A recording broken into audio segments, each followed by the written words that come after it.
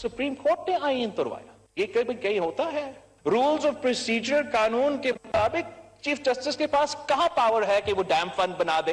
वजीर आजम साहब को हम कहते हैं कि it's too little too late कि आप ये कानून लेकर आ रहे हैं।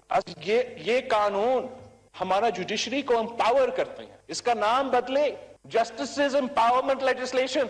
आज इस ज़हनी माजूर के कहने पर अदालतें सुओ मोटो ले रही हैं। तो साहब, मैं आपको ये कहना चाहती हूँ बड़े अदब से कि इस आदमी के पीछे ना लगें। इसने अपने हर सहूलतकार को इस्तेमाल भी किया है और बाद में उसकी मिट्टी भी पलीत की है। इलेक्शन होगा, लेकिन इलेक्शन से पहले सिलेक्शन का फैसला होगा। आज से 50 साल पहले जो है जुल्फकार अली भुट्टो ने कहा था कि ताकत का सरचश्मा जो है पाकिस्तान की आवाम है। सुप्रीम कोर्ट के जजेस को जो है एक शख्स से जो है उसकी पावर डिल्यूट करके उसको 3 बेंच के मेंबरान में जो डिस्ट्रीब्यूट किया जा रहा है। ये ऐवान जो है अपना हक इस्तेमाल कर रहा है। मैं चीफ जस्टिस साहब से रिक्वेस्ट करता हूं कि ये लाइव दिखा दें कि हुकूमत कह क्या रही है मुल्क के बारे में। हुकूमत ये कह रही है कि जनाब यहाँ पे इतना ज्यादा दहशत गर्दी है कि हम उसे कंट्रोल नहीं कर सकते। यहाँ पर इतना ज्यादा पैसों का बहरान है कि हम पैसे नहीं दे सकते और बुनियादी तौर के ऊपर पाकिस्तान एक फेल्ड स्टेट है। ये हुकूमत का मौकफ है इलेक्शन ना कराने के लिए। बिस्मिल्लाहिर्रहमानिर्रहीम। लाखों करोड़ों दरूद नबी अकरम सल्लल्लाहु अलैहि वसल्लम पर और उनके आल पर। आज हुकूमत ने एक तरफ चीफ जस्टिस के अर्ज को नोटिस की ट्रिमिंग कर दी और दूसरी तरफ जज हजरात आज भी समाअत के दौरान आपस में उलझते रहे। मोअज़्ज़ज़ जज जस्टिस जमाल मंदोखेल ने अदालत में कहा 4 जजेस का फैसला ही ऑर्डर ऑफ द कोर्ट है। जब चीफ जस्टिस ने ऑर्डर ऑफ द कोर्ट जारी ही नहीं किया, जब फैसला ही नहीं हुआ, तो सदर ने इलेक्शन की तारीख कैसे दे दी और इलेक्शन कमीशन ने कैसे इलेक्शन शेड्यूल जारी कर दिया? आज अदालत के रिकॉर्ड की फाइल मंगवा लें, इसमें ऑर्डर ऑफ द कोर्ट नहीं है। जबकि दूसरी तरफ मोअज़्ज़ज़ जज जस्टिस मुनीब अख्तर ने कहा क्या मुख्तसर हुक्मनामे में लिखा है कि फैसला 3-4 का है? 1 मार्च के फैसले में कहीं दर्ज नहीं कि यह फैसला 4-3 का है। इख्तलाफ राय जज का हक है, लेकिन जजेस की अकलियत किसी कानून के तहत खुद को अक्सरियत में तब्दील नहीं कर सकती। गोया हम यह कह सकते हैं कि सुप्रीम कोर्ट की लड़ाई अब कोर्ट रूम में भी पहुंच चुकी है। लेकिन सवाल यह है, इस लड़ाई का एंड क्या होगा? हुकूमत या अदलिया और सुप्रीम कोर्ट के अंदर 2 धड़े, इनमें से पीछे कौन हटेगा? ये हम आज के शो में डिस्कस करेंगे। और क्या वाकई आर्टिकल 184(3) में तरमीम का यूसुफ गिलानी, मियां नवाज शरीफ और जहांगीर तरीन को फायदा होगा?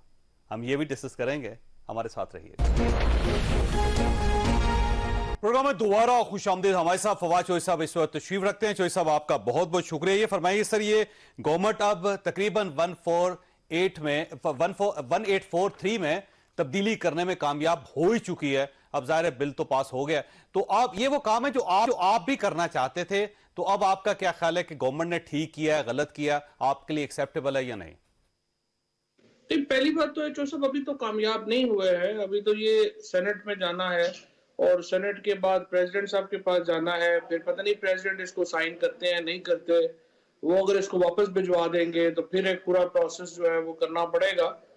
तो अभी तो पुलों के नीचे से बहुत सा पानी जो है अभी गुजरना है। तो अभी तो नहीं ये बिल पास हुआ। लेकिन बात ये है कि बिल लेजिस्लेशन जो भी हो उसकी टाइमिंग और इंटेंट बहुत मैटर करती है।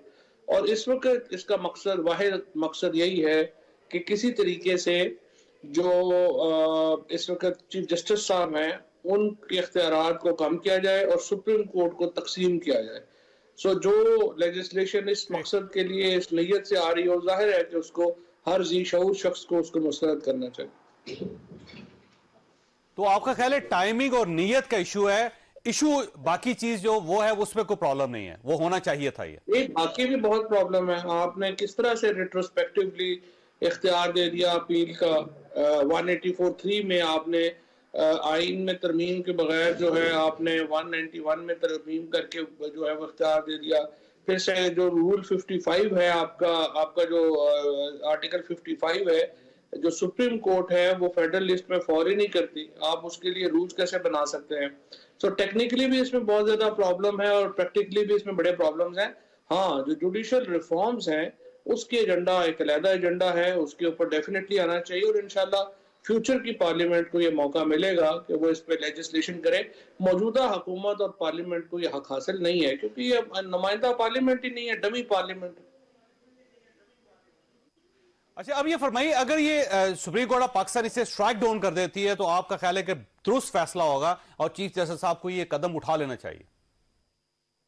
अभी तो देखते हैं ना प्रेसिडेंट इसको क्या करते हैं। अभी तो प्रेसिडेंट के पास जानी है, सुप्रीम कोर्ट की बात तो बाद में आएगी। तो फिलहाल तो जो मामला है वो प्रेसिडेंट तो 14 दिन होल्ड कर सकते हैं ना सर इसको। देखिए, प्रेसिडेंट 14 दिन होल्ड कर सकते हैं इसको और फिर ज्वाइंट सेशन में ले जाएगी गवर्नमेंट। हाँ, तो हो सकता है उस वक्त तक 14 दिन तो बहुत है, यहाँ तो 3-4 दिन का नहीं पता। तो आपका ख्याल है अगले 14 दिन में, यानी जब तक ये कानून पास होगा मुकम्मल तौर पे, उससे पहले कुछ हो जाएगा? हो जाना चाहिए। मामलात जो हैं वो तो हाथ से निकल गए हैं हुकूमत के, और इस वक्त तो बस डे टू डे पे चल रही है। तो जो हालात जा रहे हैं उस पे तो मुझे नहीं लगता कि ये 14 दिन गुजार सकेंगे। नहीं सर, क्या हो सकता है 14 दिनों में? 14 दिनों में बहुत कुछ हो सकता है। 14 दिनों में शहबाज शरीफ डिस्क्वालीफाई भी हो सकते हैं। डिस्क्वालीफाई कहां से होंगे सर? क्योंकि वो तो एक ओपनली इस वक्त जो उन्होंने स्पीचेस भी की हैं, और राना सनाउल्लाह ने, मरियम औरंगजेब ने जिस किस्म की इन्होंने पार्लियामेंट को यूज किया है आर्टिकल 68 की वायलेशन में, और फिर जिस तरह से सुप्रीम कोर्ट के अहकामात को इन्होंने एक रद्द किया है और बगावत की है आइन के खिलाफ, तो उसमें सुप्रीम कोर्ट कोई भी कार्रवाई करना चाहे तो वो कर सकती है। लेकिन अभी तक प्राइम मिनिस्टर के खिलाफ कोई केस नहीं चल रहा था सुप्रीम कोर्ट ऑफ पाकिस्तान में, तो ये नया केस इनिशिएट करना पड़ेगा सुप्रीम कोर्ट को। जी जाहिर है, क्योंकि वही कल है पार्लियामेंट की जो रेजोल्यूशन आई है वो तो कल आई है, तो नया केस ही इनिशिएट हो जिसके जरिए। तो आपका ख्याल ये कि ये जो रेजोल्यूशन है इसके ऊपर चीफ जस्टिस ऑफ पाकिस्तान सो मोटो लेके वजीर आजम को डिस्क्वालीफाई कर सकते हैं? सो मोटो ले लें या कोई हमारी पिटीशन भी आ सकती है। उसकी वजह ये कि ये देखे ना, चीफ प्राइम मिनिस्टर ने और इन्होंने जो किया है वो तो सीधा सीधा ज़ीरे इल्तवा केस के ऊपर असरअंदाज होने के लिए इन्होंने ये सब कुछ किया, जो वायलेटिव है आर्टिकल 68 के। और इससे पहले 2 प्राइम मिनिस्टर जो है उनको घर भेजा जा चुका है सुप्रीम कोर्ट में, इससे कहीं कम जो हरकत है उसके ऊपर। और ये जो उन्होंने सुप्रीम कोर्ट के खिलाफ एक पार्लियामेंट को यूज करके और अपनी सियासी पार्टी को इस्तेमाल करके जिस तरीके से एक सेडिशियस एक्ट किया है, एक सुप्रीम कोर्ट को बिल्कुल जो है वो समझिए कि एक आइन में बंद करने की कोशिश की है, जाहिर है कि ये बहुत संगीन जुर्म है। और वज़ीर आज़म के खिलाफ और राना सनाउल्लाह के खिलाफ, मरियम औरंगजेब के खिलाफ इस सिलसिले में एक कम्प्रिहेंसिव कार्रवाई हो सकती है। वैसे आप कोई पिटीशन दायर कर रहे हैं सुप्रीम कोर्ट में इस इशू पे? जी हमने मशवरा शुरू कर दिया है। इंशाअल्लाह ताला कल परसों तक जो है हम इसको देख लेंगे। और वैसे काजी फायज ईसा साहब ने आज जो 184(3) के तहत जितनी कार्रवाइयां थी उस सबको सस्पेंड कर दिया, रोक दिया है कि जब तक इस बिल मटीरियलाइज नहीं होता उस वक्त तक, ये जब तक रूल्स नहीं बन जाते उस वक्त तक ये कार्रवाई जारी नहीं रहेगी सो मोटो पे। तो इसका मतलब एक साइड से तो सुप्रीम कोर्ट ऑफ पाकिस्तान ने चीजें विद होल्ड कर ली है सर। लेकिन ये बात यह है कि काजी फायज ईसा साहब हो या कोई भी और जज हो, उसने आइन और कानून के अंदर रह के अहकामात जारी करने हैं। और ये जो 3 मेंबर बेंच है जिसके 2 जजेस ने ये फैसला दिया है, शायद उनकी नज़र से वो 5 रुकनी बेंच की जजमेंट नहीं गुजरी और ना ही उन्होंने कोई जहमत की कि वो उसको भी देख ले, जिसमें ये वाज़े तौर पे कहा गया हुआ है कि जो बेंच बनाने का इख्तियार है वो चीफ जस्टिस पाकिस्तान का है। इसी तरह से सो मोटो पावर लेने का इख्तियार भी चीफ जस्टिस पाकिस्तान का है। अब जब वो जजमेंट आ चुकी है 5 मेंबर बेंच की, तो 3 मेंबर बेंच जो है वो कैसे 5 मेंबर बेंच की जजमेंट को अल्टर कर सकता था। और फिर जो भी 184(3) का केस एक ही चल रहा है वो इस वक्त 5 मेंबर बेंच के पास है, तो 3 मेंबर बेंच जो है वो 5 मेंबर बेंच को कैसे रोक सकता है काम करने से। तो आप महसूस करते हैं सुप्रीम कोर्ट ऑफ पाकिस्तान के अंदर स्प्लिट जो है बढ़ती चली जा रही है और इस स्प्लिट का नुकसान होगा आईनी तौर पे भी और कानूनी तौर पे भी पाकिस्तान को, और किसको जिम्मेदार समझते हैं आप इस स्प्लिट का? देखिए जी, स्प्लिट तो पाकिस्तान के अंदर है और बदकिस्मती से उसको कम करने की तो कोई एफर्ट हमें नजर नहीं आ रही। और जब भी आप कोशिश करें कि नहीं ये स्प्लिट कम होनी चाहिए और हम एक महज़ब तरीके से आगे बढ़ सकें, उसको समझा जाता है कि ये कमज़ोर ही है जो इस तरह की बात कर रहे हैं। तो अनफॉर्चुनेटली पाकिस्तान एक बहैसियत एक रियासत, आज अगर आपने अपने नुमाइंदे से पूछे हैं कि जो आज एक वहाँ पे आर्गुमेंट्स किए हैं इलेक्शन कमिश्नर ने और उन्होंने जो बताया है कि एजेंसीज ने क्या रिपोर्ट दी, तो आप हैरान हो जाएंगे कि वो उसका मतलब सिर्फ एक ही है कि बहैसियत रियासत पाकिस्तान कोलैप्स कर चुका है और हमारे पास जो है वो 8-10 मिलियन डॉलर भी नहीं है इलेक्शन कराने के लिए। और दूसरी तरफ हम टेररिज्म के सामने बिल्कुल बेबस हैं, इतने बेबस हैं कि हम इलेक्शन भी नहीं करवा सकते। और जो टेररिस्ट जिसके जवाब में जिसमें बख्तर साहब ने कहा कि क्या हम एक बिल्कुल बनाना रिपब्लिक बन गए हैं कि हम टेररिस्टों के आगे लाचार हैं, हथियार फेंक दिए हैं हमने, तो आज अगर उनके आर्गुमेंट्स जो हैं वो चल रहे होते तो आप देखते कि हुकूमत ने आज पाकिस्तान की रियासत का कितना कमज़ोर नक्शा खींचा है। और बदकिस्मती से अगर ये मामला इस तरह का है जो हुकूमत बयान कर रही है तो उसके नतीजे उससे तो एक ही कंक्लूजन है कि बहैसियत रियासत हम कोलैप्स कर चुके हैं। वैसे इस डिवाइड को ठीक करने की जिम्मेदारी किसकी है और कौन ऐसा इदारा, कौन ऐसी शख्सियत है जो सामने आए तो आपके लिए एक्सेप्टेबल होगी? वो देखिए ये पाकिस्तान में 4-5-6 लोग हैं जो कि इस डिवाइड के ऊपर एक कंक्लूजन कर सकते हैं। उसमें प्राइम मिनिस्टर है, नवाज शरीफ साहब है, आसिफ जरदारी साहब है, उसके बाद चीफ जस्टिस पाकिस्तान है और उसके बाद चीफ ऑफ आर्मी स्टाफ है और फिर इमरान खान। ये 6-7 लोग हैं जो मिलके पाकिस्तान के अंदर एक रूल ऑफ द गेम तय कर सकते हैं। और इमरान खान पहले ही कह चुके हैं कि वो हर तरह की बातचीत के लिए तैयार है, लेकिन शहबाज शरीफ ने कल तकरीर की पार्लियामान के अंदर और उन्होंने किसी भी किस्म के मुज़ाकरात से इनकार कर दिया। और चीफ जस्टिस साहब ने भी आज इस पर जोर दिया है कि ये नफरतें कम होनी चाहिए। अब हमें नहीं पता फ्रेंकली कि आर्मी की तरफ से यानी एस्टैब्लिशमेंट का और जो मौक़िफ़ है PDM का वो क्या है। बहरहाल सुप्रीम कोर्ट ने और जो इमरान खान साहब ने पहले ही इस बात के ऊपर आमादगी जाहिर की है कि इस पर बातचीत होनी चाहिए। लेकिन आज ख्वाजा आसिफ साहब और बिलावल भुट्टो की तरफ से भी ये अंदिया दिया गया है कि सबको बैठ के ही मामलात को सेटल करना चाहिए। तो मेरा ख्याल है 2 सीनियर ये लीडर्स हैं और इनकी बात को मेरा ख्याल है आपको पकड़ लेना चाहिए और हाथ बढ़ा देना चाहिए आगे। नहीं, हम अगर आपको याद हो तो आजम नजीर तारड़ साहब ने हफ्ता पहले ट्वीट की थी कि करना चाहिए, तो मैंने उन्हें यही आगे से कहा था कि आप हर चौथे दिन आप में से एक आदमी उठता है, ये बात कर देता है, लेकिन आपको लगता यह है कि आप फॉर्मलाइज करने की पोजीशन में नहीं है। तो अगर आप नवाज शरीफ या शहबाज शरीफ अगर मुज़ाकरात करना चाहते हैं, आगे बढ़े और इसके लिए अपनी टीम की तश्कील दें और वेन्यू का बताएं और हमें दावत दें। जाहिर है अपोजिशन तो सिर्फ हम ही है, बाकी सारे तो वैसे भी हुकूमत में। तो इसको वो सिर्फ एक समझिए कि रोजाना एक लाइन बात करते हैं, लेकिन उसके बाद वो संजीदा नहीं है। जाहिर है कि इलेक्शंस के बगैर बात हो नहीं सकती और इलेक्शंस करवाने के लिए अगले 10 साल भी तैयार नहीं है। ये समझते हैं कि 4-5-6 साल इलेक्शन ये नहीं लड़ सकते और ये नामजदगी पे चलना चाहते हैं। और इस तरफ से अगर इस बार अगर कोई एफर्ट की जाती है तो आपके लिए काबिल कबूल होगी और आप उस APC में बैठना चाहेंगे और इनके साथ बैठ के मामला सेटल करना चाहेंगे आप? हमारे पास इम्तियाज आलम साहब, मुजीबुर रहमान शामी साहब, सोहेल बड़ाई साहब, Lahore high court bar association, ये तमाम लोग आए थे और उन्होंने कहा जी हम एक APC करना चाहते हैं to resolve the conflicts around the election.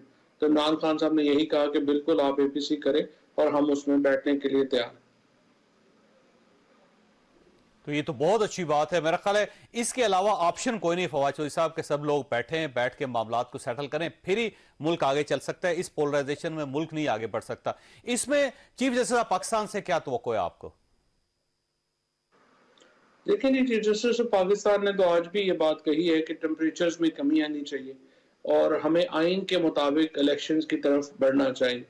Chief justice Pakistan ने तो बड़ी साहिब गुफ्तगू की है और उन्होंने ये भी कहा कि ये जो इलेक्शन से मामला है ये आइन की रिक्वायरमेंट है, ये किसी जाती पार्टी या किसी के लिए नहीं है, लेकिन ये आइन की रिक्वायरमेंट है।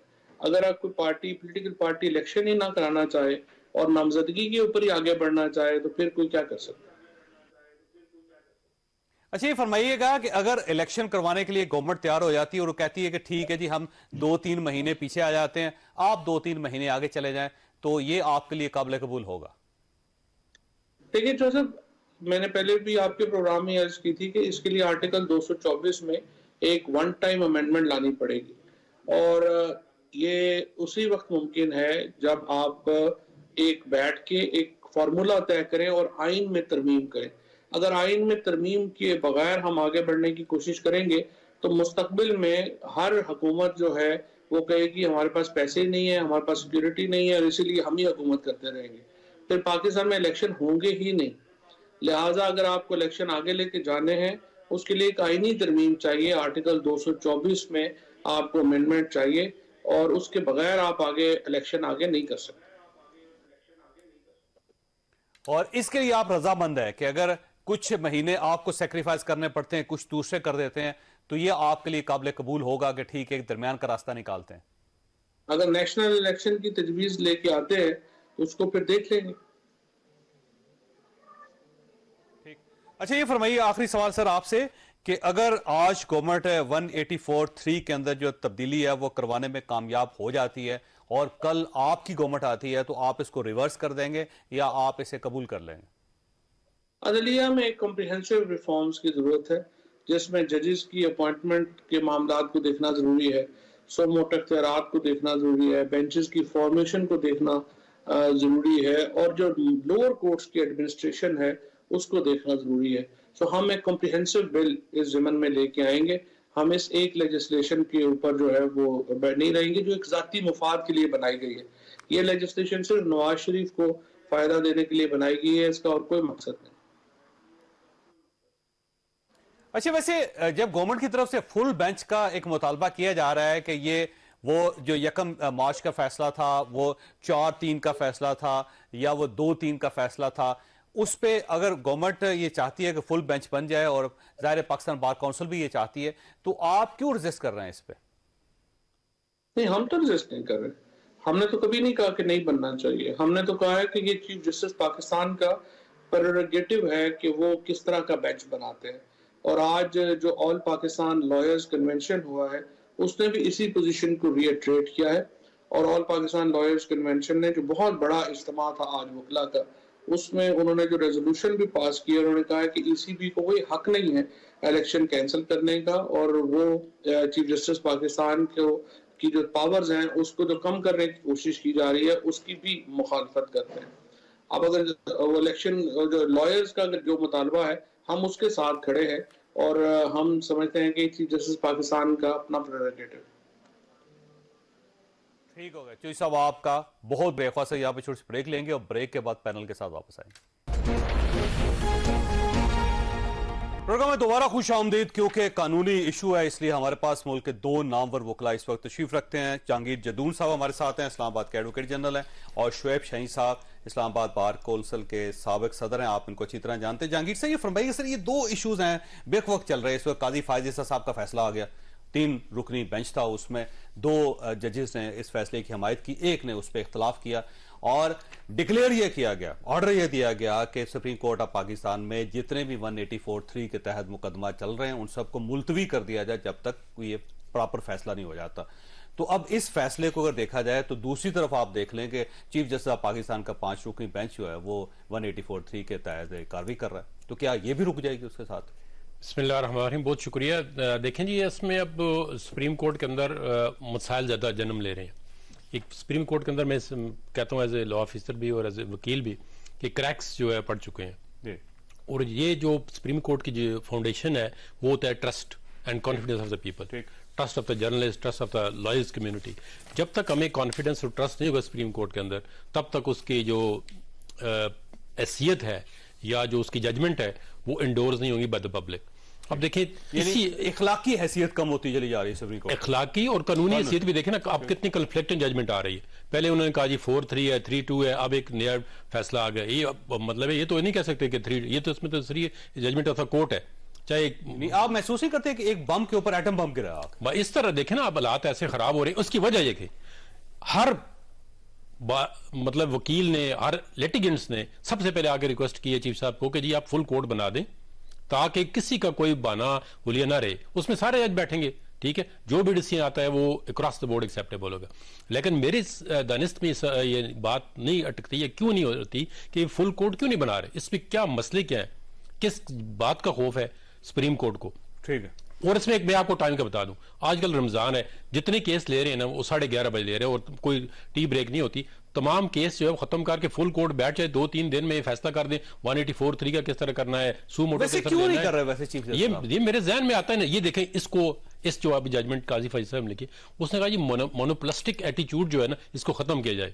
ठीक है। सुप्रीम कोर्ट डजंट मीन कि वन पर्सन। और अब देखिए सर, पहले 4 जजेस, पहले 2 जज, उनका जो फैसला दिया है, फिर 2 जजेस और फिर अब ये 2 जजेस और आ गए, 6 जजेस एक साइड पे खड़े हो गए। आप नहीं, साइड देखें, उनकी रीजनिंग आप देखें ना, उनकी रीजनिंग लॉजिकल टू माइंड है, विदाउट एनी मतलब बायस्ड है, विदाउट एनी एफिलिएशन। वो देखे, वो अपने आप को कल आगे जो है आने वाला चीफ जस्टिस कासिम वजीसा है, वो अपनी पावर को विद गो कर रहा है, वो कहता है जी ठीक है चीफ जस्टिस जो है वो कॉन्स्टिट्यूशन ऑफ द बेंच तक हद है, लेकिन लार्जर बेंच, उसने कहा जी हमारा जो बेंच बना हुआ है ये किस तरह बना हुआ है, 3 बेंचों से आपने बंदे उठा के एक स्पेशल बेंच बनाया, उनका स्पेशल बेंच की सुप्रीम कोर्ट जो है रूल्स है 1980 ऑर्डर 11 के तहत तो कोई परवाही नहीं है स्पेशल बेंच की। उन्होंने कहा जी वो रेगुलर बेंच नहीं सुन सकता या इसको फुल कोर्ट नहीं सुन सकती। ये जो चीजें डिस्क्रिप्शन है चीफ जस्टिस की, इसको इससे देखें हमारी जो अदलिया है वो कमजोर हो रही है। एक बंदा जो है, कोई भी इंसान है, कोई भी जज है, उसको अपनी ईगो का मसला नहीं बनाना चाहिए, उसको देखना चाहिए कि सोसाइटी आपको, तमाम कौम जो है वो सुप्रीम कोर्ट को देख रही है। अगर सुप्रीम कोर्ट आज के इस दौर में इतनी पोलराइजेशन है पॉलिटिकल पार्टीज के या बाकी ऑर्गेनाइजेशन के अंदर, अगर सुप्रीम कोर्ट के अंदर भी ये पोलराइजेशन एंटर हो जाती है जो हो चुकी है, प्राइमा फेशी लग रही है कि हो चुकी है, तो फिर तो डिजास्टर है इंस्टीट्यूशन का, कैओटिक सिचुएशन बन जाएगी। तो हमारे लिए, आपके लिए, हर इंसान के लिए जो पढ़े लिखे लोग हैं और आम बंदे को तो पता ही नहीं तो क्या हो रहा है, तो ये प्रॉब्लम क्रिएट हो रहा है। एक देखें, ये एक इशू है इसमें कि इस वक्त supreme court of Pakistan divide है और ऐसे महसूस होता है कि 8 जजेस एक साइड पे हैं, 7 जजेस एक साइड पे, क्लियर डिवीजन जो कभी इससे पहले देखी नहीं गई, वो सारी हर तरफ सब सामने आ गई। अब इसी दौरान जब एक तरफ से एक 5 रुकनी बेंच हियरिंग कर रहा है रोजाना की बुनियाद पर, सुबह भी है उसकी, दूसरी तरफ से अब देख लें काजी फाजिसा साहब का फैसला आ गया, वो एक बड़ा अलार्मिंग है फैसला। और इस दौरान जो पीटीआई है उसका ये क्लेम है, अभी के फवाद चौधरी साहब ये कह चुके हैं आपके आने से पहले, उनका क्लेम यह है कि जब सदर साहब के पास जाएगा ये बिल तो सदर साहब इसे होल्ड कर लें, वो 14 दिन इसकी इजाजत नहीं देंगे, फिर ये वापस जाएगा। तो उनका ख्याल ये है कि ये 20, 25, 30 दिन लग जाएंगे। और इस दौरान पीटीआई एक पिटीशन करने वाली है सुप्रीम कोर्ट ऑफ पाकिस्तान में कि प्राइम मिनिस्टर साहब ने कौमी असम्बली में खड़े होकर जो बात की थी सुप्रीम कोर्ट ऑफ पाकिस्तान के खिलाफ वो गलत है और इनको डी-सीट किया जाए। तो उस पर तवक्को उनकी यह है कि ये प्राइम मिनिस्टर फारग हो जाएंगे। देखिए, मेरा नहीं ख्याल कि ये सिर्फ ये तो ख्वाहिशात होती है ना, ख्वाहिशात की बुनियाद पर बहरहाल उनका एक पॉइंट ऑफ व्यू है। मैं पहले तो ये 4/3, 4/5 या 5/4 या 3/2 इसके जरा फर्क थोड़ा सा मैं वाज़ेह कर दूं। सबसे पहले मज़ाहिर अकबर नकवी और एजाजुल एहसन साहब ने प्रपोज किया, रिकमेंड किया और अपनी ओपिनियन दी कि ये 184(3) का बेस्ट केस है, इसमें सुमोटो केस लिया जाए। और उससे 6 दिन पहले हमारे इस्लामाबाद हाईकोर्ट बार की पिटीशन पेंडिंग थी, लेकिन उन्होंने सुमोटो की ऑब्जर्वेशन दे दी, उसके ऊपर सुप्रीम कोर्ट ने सुमोटो नोटिस ले लिया। इसके बाद आ गई स्पीकर्स की पिटीशन, ये सारी क्लब होके इकट्ठे चल पड़ी। फारूक एच नायक पॉलिटिकल पार्टीज की तरफ से आकर पेश हुए और उन्होंने 2 एतराज किए, बाकी एतराजात एक तरफ। एक एतराज जो पहला था वो ये था कि ये 2 जज साहबान ने अपनी ओपिनियन दे दी है, माइंड डिस्क्लोज कर दिया है, बेंच में नहीं बैठना चाहिए, इनको बेंच में नहीं बैठना चाहिए, क्योंकि ये तो ये कहते हैं कि 184(3) होना चाहिए, हम ये कहते हैं 184(3) मेंटेनेबल नहीं है, अभी आपने फैसला करना है। इनका उन्होंने कहा जी ठीक है, आप सारे जजेस हम सुन लेते हैं आपकी बात, हम अपनी ओपिनियन देते हैं। हुआ ये कि इन्होंने 2 जज साहबान और बाकी 2 जज साहबान जो याह्या अफरीदी साहब ने अपना नोट लिखा और साथ ये कहा कि मेरी नजर में ये 184(3) का केस नहीं बनता, तो लिहाजा मेरी कंटिन्यूएशन मुनासिब नहीं है, लेकिन अगर चीफ जस्टिस साहब चाहे तो वो मैं उनकी डिस्पोजल पे हूं। अब उसके साथ अतर मिनल्ला साहब ने कहा I agree with the findings of Yahya Afridi, और उसके बाद आगे अपने ओपिनियन दे दी। फिर इनकी मीटिंग हुई 27/2 को, 27/2 का ऑर्डर मौजूद है, उसके अंदर शॉर्ट ऑर्डर है, उसमें लिखा हुआ है। 27/2 की मीटिंग के नतीजे में उन्होंने कहा कि 2 जजेस अपना ओपिनियन अपने आप को रिक्यूज करते हैं, वो भी ओपिनियन दे चुके थे, ये दूसरे ने भी ओपिनियन दे दी है, लिहाजा नया बेंच तश्कील दे दें। नया बेंच 9 के 9 मेंबर्स ने ये लिख के दिया नया बेंच बन जाए। जब नया बेंच बनता है 5 मेंबर का, उसमें फिर बहस शुरू होती है। वैसे क्या उस बहस के बाद पाकिस्तान एक बने हुए बेंच पे तरमीम कर सकते हैं? जी बिल्कुल कर सकते हैं। नया बेंच तश्कील देने का सारे जजेस ने लिख के दे दिया, सकते सारे 9 मेंबर बेंच ने लिख के दे दिया। वही कह रहा हूं ना, during pendency of the case भी कर सकते हैं। During pendency of that case pending था, 9 के 9 जजेस ने लिख के दिया। शोएब साहब बिल्कुल ठीक हो सकता है मौकफ, लेकिन जस्टिस मंदुखेल साहब को ये मौकफ क्यों नहीं नजर आ रहा? मैं एक बात कर दूं, 9 मेंबर बेंच ने खुद लिख के दे दिया 27 तारीख को कि नया बेंच तश्कील दे दें। नया बेंच तश्कील हो गया, नए बेंच ने आर्गूमेंट सुने, नए आर्गूमेंट सुनने के बाद 3/2 का फैसला आ गया। लिहाजा आईन इसको वाजे कर देता है कि 3/2 का ये फैसला है। जहांगीर साहब कहना चाह रहे हैं, मैं फिर दोबारा आपकी तरफ आऊंगा। जहांगीर साहब इसमें कॉन्फ्लिक्ट क्या है? वैसे कॉन्स्टिट्यूशन ऑफ द बेंच जो administrative function of the court है, ठीक है, और जब बेंच बन जाता है ना तो वो जुडिशियल फंक्शन में कन्वर्ट हो जाता है। जब 9 रुकनी बन गया तो 9 रुकनी अब 9 रुकनी से 2 जजों ने रिक्यूज कर लिया। बेंच जब रिकॉन्स्टिट्यूट का मतलब होता है ना, या तो जज खुद न सुने के, लेकिन जज किसी को भी जब एक दफा बेंच बन जाता है तो वो इट मीन के जुडिशियल डिसीजन देने वाले उसको जज को हटाया नहीं जा सकता। इसमें ये था मसला कि 2 जजों ने कहा जी हम we want to be the part of this bench. अब ये क्वेश्चन है कि क्या आपने किस माइंड के साथ उनको इस बेंच में नहीं रखा? लेकिन देखिए, जब जैसा खुद कह रहे हैं कि मैं आपकी स्वाबदीद पे हूं कि अगर आप रहना चाहते हो ना तो रख लें, ना नहीं रखना चाहते नहीं रखें, तो जज साहब को ये पता नहीं था कि ये अब बेंच चेंज नहीं हो सकता? नहीं हो सकता है तो, क्योंकि 9 के 9 मेंबर ने लिख के नया बेंच तश्कील दें। देखें 2 मेंबर तो पीछे चले गए ना, फिर 7 में रह गए ना। 7 में से उन्होंने कहा जी हम तो डिस्क्रिप्शन पे हम मतलब उन्होंने ऑप्शन शो की थी, हमने सुनना मतलब बैठना चाहते हैं। अब फिर उसके बाद उन्होंने जो नोट लिखा है ना, उसमें उन्होंने सारी चीज जो है क्लैरिफाई की है कि जी हमारे ये उन्होंने चले बेंच मौजूद नहीं थे, लेकिन ये है कि जो उनका ओपिनियन है 2 जजेस का 7 में से है, वो जो ओपिनियन है वो बेसिकली फैसला है। उन्होंने कहा ये मेंटेनेबल नहीं, मेंटेनेबिलिटी पे फैसला, मेरिट पे फैसला नहीं है, मेंटेनेबिलिटी पे फैसला। अब ये इन्होंने कहा नहीं, 2 जजों ने केस रेफर किया है, वो जज जो है वो एक ट्रांसफर केस सुन रहे थे, ये सर्विस का साहब माशाल्लाह काम करते हैं, उनका सीसीपीओ का। अब सीसीपीओ के काम में इलेक्शन कहां से आ गया? तो उन्होंने कहा ये जो 2 जजों का रेफरेंस है ये ही गलत है, ये जुडिशियल ओवररीच को कहते हैं कि आप एक केस और सुन रहे हैं, उसमें केस को तीसरा अड़ा लिया आपने, इसको कहते हैं जुडिशियल ओवररीच। जज के लिए जरूरी नहीं है कि आप जुडिशियल ओवररीच करें, आप मेरा और केस सुन रहे हैं, बीच में से कराची का एक और केस। सवाल आपके पास छोड़ के जा रहा हूं कि जस्टिस मंदुखेल साहब को आपका ये नुक्ता समझ क्यों नहीं आ रहा? छोटी सी ब्रेक के बाद दोबारा जरूरत। प्रोग्राम में दोबारा खुश आमदी। शोएब साहब, ये जस्टिस मंदुखेल साहब देखें इतने सीनियर लॉयर भी थे, इतने सीनियर जज भी हैं, और उनके जो फैसले हैं देखें किताबों में लिखे हुए हैं, लोग उनको कोट करते हैं, तो क्या आपका नुक्ता उनको समझ नहीं आ रहा? देखिए ये तो आइन वाज़ेह करता है ना, आइन ये कहता है कि देखिए जब नया बेंच तश्कील हो गया, नए बेंच ने केस सुना और 3/2 से फैसला आ गया। उसकी पहली लाइन में लिखा है बाय 3/2 ये फैसला हम दे रहे हैं, और उसके ऊपर भी उनके दस्तखत है। With great respect, difference of opinion हमेशा अच्छी चीज हुआ करती है, होना चाहिए, लेकिन ये डिफरेंस ऑफ ओपिनियन अगर बंद कमरे में हो, और हमेशा रहा है सुप्रीम कोर्ट में नहीं है, वो ऑर्डर कोर्ट हो गया। देखिए ये ऑर्डर नहीं है, ऑर्डर है majority decision of the 3 honourable जजेस। ये डिसेंटिंग नोट है। इस डिसेंटिंग नोट के अंदर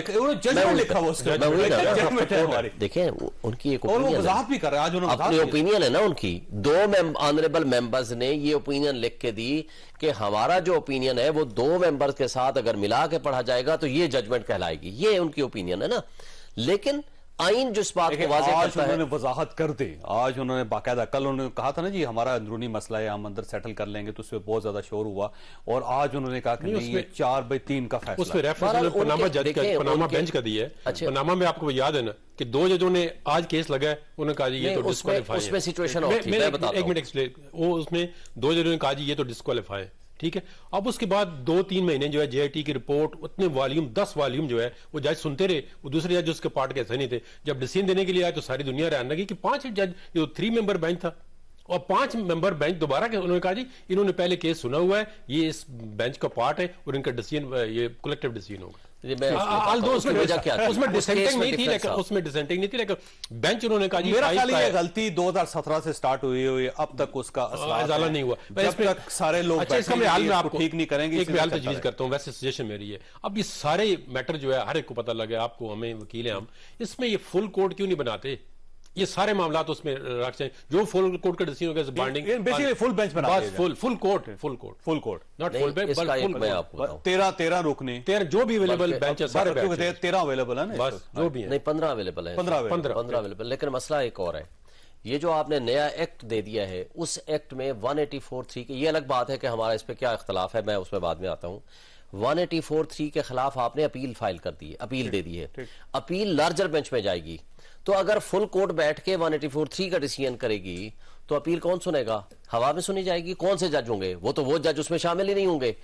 आज ये फैसला यही होगा कि पूरी अदालत बैठ के फैसला कर सकती है। नहीं, देखें अदालत इसका हल है कि अगर ये एक्ट बन जाता है, अगर एक्ट बन जाता है फिर उसमें पूरी कोर्ट 184(3) की अगर 15 जजेस बैठ के सुन लेते हैं, लार्जर बेंच ने सुनना है अपील, वो कहां से आएंगे जज? नहीं, वो हम इस डिस्प्यूट की बात कर रहे हैं, फुल कोर्ट के हर केस की नहीं बात कर रहे। डिस्प्यूट का हल तो ये है, डिस्प्यूट की बात, फुल कोर्ट हर केस में बैठ नहीं सकती। 190 देखें इस वक्त ये डिसीजन इंप्लीमेंट होके खत्म हो गया। आगे चलना है कि जो इलेक्शन कमीशन ने ऑर्डर पास किया है, whether it is lawful authority, क्या उसके पास अख्तियार था ये? क्योंकि आज तक वो कहता रहा है मेरे पास कोई अख्तियार नहीं है, मैंने कोई डेट दे सकूं। प्रेसिडेंट ऑफ पाकिस्तान को अख्तियार है 57(1) के तहत, उसने पावर एक्सरसाइज कर ली, इन्होंने खुद डेट दे दी और आगे मैटर चल पड़ा। सुओ मोटो जो उसने पावर एक्सरसाइज कर दी इलेक्शन कमीशन ने कि जी मैं डेट दे रहा हूं 8 अक्टूबर की, वो उसको अख्तियार नहीं है। इस वक्त ये इशू पेंडिंग है। दूसरा ये बताइएगा, ये जो वकला की डिवीजन है, एक तरफ तो जज तकसीम हो गए, अब इधर वकील तकसीम हो गए। अभी रेजोल्यूशन आया आपके सामने होगा, ऑल पाकिस्तान लायर्स, और एक बाकायदा जो है ना अभी इजलास हुआ और उसका रेजोल्यूशन आ गया। उसमें उन्होंने कह दिया कि जो एक तो चीफ जस्टिस के खिलाफ और कोर्ट के खिलाफ गलत फैसला किया जा रहा है, गलत जुबान इस्तेमाल की जा रही है, गवर्नमेंट और पॉलिटिकल पार्टीज जो हैं वो ज्यादती करें सुप्रीम कोर्ट ऑफ पाकिस्तान के साथ, और इलेक्शन कमीशन ऑफ पाकिस्तान के पास कतन को आईनी इख्तियार नहीं है कि वो खुद तारीख दे सके। ये देखें, अब वकला के अंदर तो डिवीजन मौजूद है। ये अपने जो लाहौर हाई कोर्ट बार के प्रेसिडेंट है, ये पीपल्स पार्टी अपने पीपल्स पार्टी पीटीआई को रिप्रेजेंट करते हैं, जुबैरी साहब के भी, जी अब जुबैरी साहब भी मतलब इंक्लाइंड है, ये नहीं कहते। अब जिस तरह शोएब शहीन साहब केस भी करते हैं, एक मतलब फीलिंग इनकी अपनी राइट, इनका फंडामेंटल राइट है किसी भी वकील सही। और अब उनका अगर ये फैसला कि सुप्रीम कोर्ट में देखो ना नाम लेके बाहर इस तरह का क्रिटिसिज्म मतलब मिलान नहीं करना चाहिए। ये जो ऑल पाकिस्तान लायर्स हैं, ये बेसिकली पीटीआई के आपका नहीं रिप्रेजेंटेटिव था, इलेक्टेड लोग थे सारे पूरे पाकिस्तान। देखिए हो सकता है आप supreme court bar councils, bar association, जैसे पाकिस्तान बार काउंसिल कहां पे देखें, अब जो apex body of the lawyers, ये इश्तियाक खुद पाकिस्तान बार काउंसिल का मेंबर है, मिनॉरिटी में है, ये मिनॉरिटी में है। देखें बात ये है कि इसमें बार काउंसिल नहीं। जहांगीर साहब, ये तो आपको बताना चाह रहा हूं कि इतनी ज्यादा अगर डिवाइड होगी तो ये तो सड़कों तक चला जाएगा मामला। सर ये तो सर खुलेंगे एक किस्म के। देखिए अगर आप कंस्ट्रक्टिव क्रिटिसिज्म है उस पर आप कोई चीज बिल्डअप करना चाहते हैं तो डिवाइड जरूरी है, लेकिन डिवाइड को जाती अना का मसला बना के उसको पोलिटिसाइज नहीं करना चाहिए। देखिए दो वकील होते हैं, एक फार होता है अगेंस्ट होता है, डिवीजन तो always is there, it is constructively मतलब आप उस पर कर सकते हैं, लेकिन अगर वो डिवीजन आप दुश्मनी में तब्दील करते हैं, आप उसको इस रेजोल्यूशन की क्या हैसियत है सर? देखिए मैं इखलाकी तौर पे, आईनी तौर पे, कानूनी तौर पे सबसे पहली बात तो यह है, इफ्तिखार मोहम्मद चौधरी की बहाली के पीछे अगर वकला और ऑल पाकिस्तान रिप्रेजेंटेटिव्स कन्वेंशन ना होते तो शायद वो कभी बहाल ना होते। वो क्यों बहाल हुए थे कि एक तरफ आइन के तहफ़्फ़ुज़ करने वाली मूवमेंट थी और एक तरफ यूनिफॉर्म थी, रावलपिंडी की एस्टेब्लिशमेंट थी, और उनका जब टाकरा हुआ बड़ी शिद्दत के साथ मुकाबले रहे। 1.5 साल 2 साल की जुद्दोजहद के बाद हम इस, लेकिन आपको याद है कि वो मामला बहरहाल सियासतदानों ने सेटल किया था। सियासतदानों के हाथ से सेटल नहीं कर सके। सियासतदान आए हमारी तहरीक की वजह से, ये तो मुल्क से बाहर बैठे हुए थे। सेटलमेंट वो बहरहाल सियासतदानों के हाथ। हम तो आज भी कहते हैं कि सियासतदान सेटलमेंट करें, इस कन्वेंशन में भी यही लिखा हुआ है। आपस में आप बैठे, आप मुज़ाकरात करें। आप देखें वकील क्या चाहता है, सुप्रीमेसी ऑफ कॉन्स्टिट्यूशन, सबको बिठा क्यों नहीं देते आप? एक ऑल पार्टीज कॉन्फ्रेंस क्यों नहीं बुलवाते? ये अगली जो है, मैंने खुद तजवीज दी है आबिद जुबैरी साहब को कि आप ऑल पाकिस्तान पॉलिटिकल पार्टीज की एक मीटिंग रखाएं। आप इसमें इन्होंने खुद प्रेस रिलीज भी जारी की कि हम इनको फैसिलिटेट करने को तैयार इमरान खान सब तैयार हैं। अच्छा, इसमें इनको फैसिलिटेट करें, लेकिन ये होनी चाहिए। लेकिन उससे पहले हम अगर ये आज सिचुएशन आप देखें, आज सिचुएशन कौन इलेक्शन 90 डेज से भाग रहा है? क्या इसके ऊपर इलेक्शन कमीशन के ऊपर इनकी ओपिनियन देना गलत है या सही है? इलेक्शंस तो 90 दिन में होने चाहिए, लेकिन फैसला करना है, जिसने ऐलान करना है, वो खुद डिवाइड है। वहां पे मसला बना हुआ है कि 3/2 का है। हटा दें, क्या आइन क्या कहता है? जो आइन कहता है हम सब उसके साथ खड़े होंगे। ये कन्वेंशन गलत कोई भी शख्स करे हम उसको नहीं मानेंगे। ये 3 दिन तो गुजर ही गए हैं, वो तो खत्म हो गया। 90 दिन वाला तो चक्कर ही खत्म हो गया। वो तो 90 दिन में हो नहीं सकता। Nearest to 90 days. देखिए अब नीयरेस्ट देखें आर्टिकल 254 इन हालात को मद्देनजर रख के बनाया गया। अब देखिए ये 3 लाइनें मैं आपको पढ़ के सुनाता हूं। अब देखिए इंग्लिश में, लेकिन and whereas the lawyers throughout Pakistan are deeply concerned about the differences within the judiciary coming out so publicly and call upon the Chief Justice of Pakistan to assume leadership and bring together all the judges of the Supreme Court to maintain the dignity and integrity of the judiciary in general and the Supreme Court in particular. अब किसकी जिम्मेदारी है ये? अच्छी बात है, chief justice की जिम्मेदारी है ना। अब देखें ना जी, फुल कोर्ट बना दे, ये सारा कुछ खत्म हो जाएगा। आप कह रहे हैं फुल कोर्ट, जिस तरफ आपने नया लॉ बना दिया है, नहीं है इस डिफरेंस के लिए लॉ बना दे। फुल कोर्ट से आप अवॉइड क्यों करना? देखें ना, हर काम करना चाहता, मैं तो कहता हूं बनना चाहिए, लेकिन इनका देखिए पॉइंट आ गया जी। पीटीआई भी चाहती है बन जाए, वैसे सब चाहते हैं, लेकिन मैं आपको बताऊं ना, मैं बताऊं अगर ये ट्रेंड जल गया ना, क्या एक चीज सेटल करने के लिए यार इस हर रोज एक कॉन्स्टिट्यूशन पिटीशन पॉलिटिकल केसेस आते हैं, क्या 17 के 17 15 जजेस बाकी लोगों के गरीबों के काम छोड़ दें? ये इनका लॉजिक है, इसी काम के लिए बैठ जाए। कहते हैं कल फैसला करेंगे, 2 दिन में फुल कोर्ट नहीं। मुझे ये बताएं इसके अंदर क्या इंटरप्रिटेशन इन्वॉल्व है सिवाय इस बात के कि मेरे पास पैसे नहीं है, मेरे पास फंड्स नहीं है, मेरे पास सिक्योरिटी नहीं है। फैक्चुअल कंट्रोवर्सी को 17 जज बैठ के डिसाइड करेंगे। 184(3) की जुरिसडिक्शन को डिसाइड कर रहे हैं, कंट्रोवर्सी को नहीं कर रहे। वो कहते हैं मेंटेनेबल ही नहीं है पिटीशन। 2 अब देखें ना, लोअर हाई कोर्ट के अंदर कंटेम्प्ट पिटीशन पढ़ने गया, आईसी पढ़ने गया, पेशावर हाई कोर्ट के अंदर। वो पुरानी बात कर रहे हैं, आज की बात नहीं है। आज तो कोई पेंडिंग नहीं है ना, वो आज कोई पेंडिंग है? आज बताएं।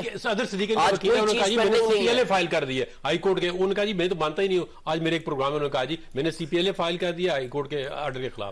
अब इशू ये है वैसे शुएब साहब के, वो सब कहते हैं कि supreme court of Pakistan, chief justice of Pakistan सबसे बड़े हैं और उनको सबको इकट्ठे बिठाएं। और फिर सवाल ये किया जाता है कि जब अपनी कोर्ट को वो इकट्ठा नहीं बिठा पा रहे तो बाकी सियासतदानों को इकट्ठे कैसे बिठाएंगे? ये डिवाइड इतना है कि अल्टीमेटली इसके लिए इकट्ठा बैठना पड़ेगा। और बैठने के लिए आप सबको दिल बड़ा करना पड़ेगा, किसी बड़े का इंतजार नहीं करना पड़ेगा। अल्लाह ताला आप और आपके अहल खाना को किसी मुसीबत से महफूज रखे। अल्लाह हाफिज।